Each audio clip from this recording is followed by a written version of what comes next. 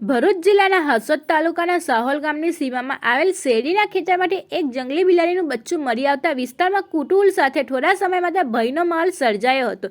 પ્રાપ્ત માહિતી અનુસાર સાહોલ ગામની સીમામાં શેરડી કટિંગનું કામ ચાલી રહ્યું હતું। તે દરમિયાન ખેતરમાં કામ કરી રહેલા શ્રમજીવીઓને અચાનક એક બચ્ચું નજરે પડ્યું હતું। બચ્ચું દેખાવમાં દીપડાનું હોવાની શંકાસ્પદ લાગતા શ્રમજીવીઓમાં ફરફરાટ ફેલાઈ ગયો હતો અને ઘટનાની જાણ તાત્કાલિક વન વિભાગને કરવામાં આવી હતી।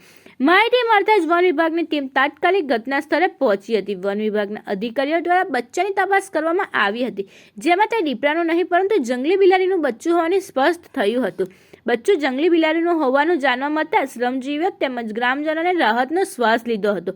વન વિભાગે બચ્ચાને સુરક્ષિત રીતે કબજામાં લઈ તેની તબીબી તપાસ કરાવી હતી, તેમજ બચ્ચાની માતા આસપાસ હોવાની શક્યતા ધ્યાનમાં રાખીને વન વિભાગ દ્વારા ખેતરમાં પાંજરું ગોઠવી વધુ કાર્યવાહી હાથ ધરવામાં આવી છે। વન વિભાગે ગ્રામજનોને અફવાઓ પર વિશ્વાસ ન રાખવા અને કોઈપણ વન્ય પ્રાણી દેખાય તો તાત્કાલિક વિભાગને જાણ કરવા અપીલ કરી છે।